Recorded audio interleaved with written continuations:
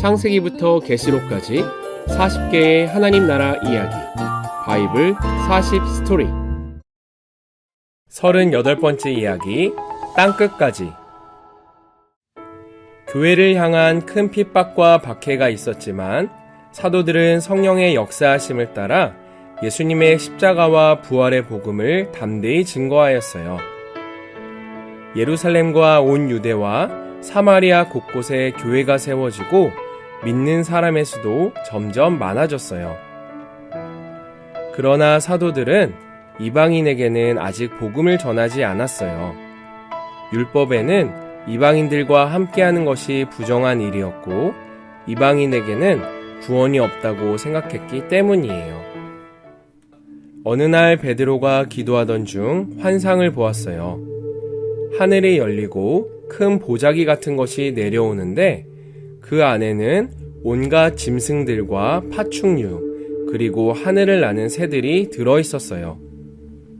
베드로야, 일어나 그것들을 잡아먹어라. 주님, 그럴 수 없습니다. 저는 율법을 따라 부정한 것을 지금까지 먹은 적이 없습니다. 하나님께서 깨끗하게 하신 것을 부정하다고 하지 마라. 그때 로마 백부장 고넬료가 보낸 사람들이 찾아왔어요. 고넬료는 의롭고 하나님을 경외하는 사람입니다. 한 천사가 당신을 집으로 모셔다가 당신이 하시는 말씀을 들으라고 분부하였습니다. 다음 날 베드로는 그들과 함께 먼 길을 떠났어요. 고넬료는 친척과 친구들을 불러놓고 베드로를 기다리고 있었어요.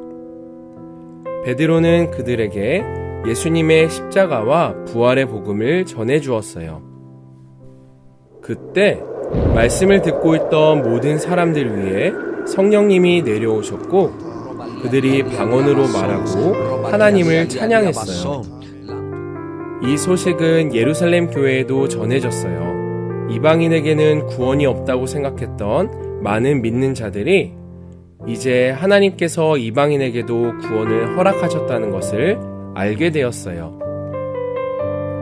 믿는 자들은 박해를 피해 이방 나라로 뿔뿔이 흩어졌지만 어디를 가든지 복음을 전했고 이방 나라의 수도인 안디옥까지 복음이 전해져 많은 헬라인들이 예수님을 믿게 되었어요.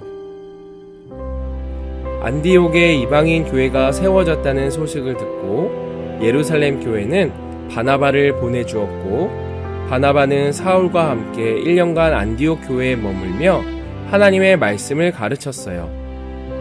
안디옥 교회 성도들은 처음으로 그리스도인이라고 불렸어요.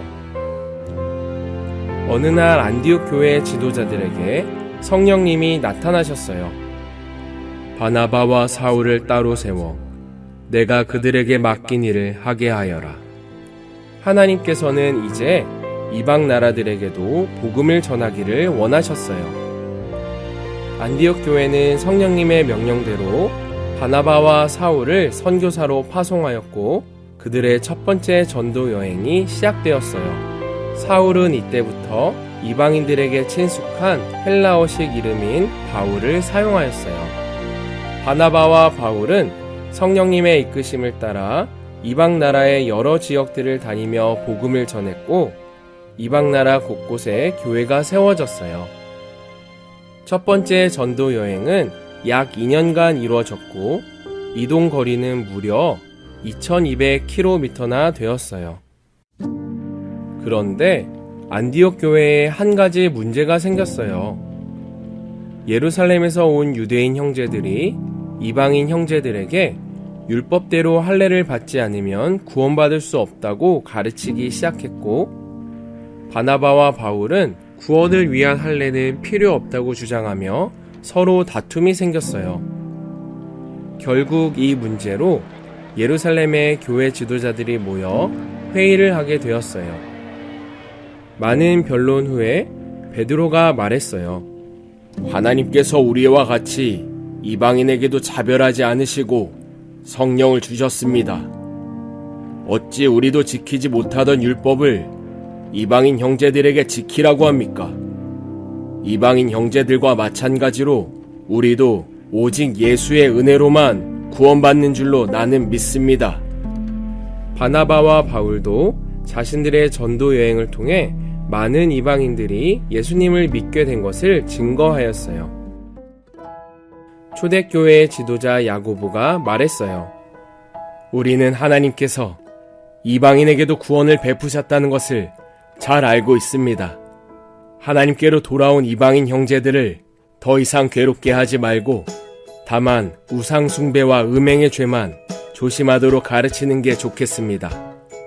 예루살렘 회의를 통해 구원은 오직 예수님의 은혜로만 받는 것이라는 것을 모두가 동의하고 결정하였어요. 이 일은 많은 믿는 이방인들에게 기쁨이 되었고 복음이 이방 나라에 더욱 빠르게 전파되는 계기가 되었어요. 교회를 향한 더욱 심한 핍박과 박해가 있었지만 사도들은 성령의 역사하심을 따라 더욱 담대히 예수님의 십자가와 부활의 복음을 증거하였어요. 땅끝까지 복음이 전파되었어요.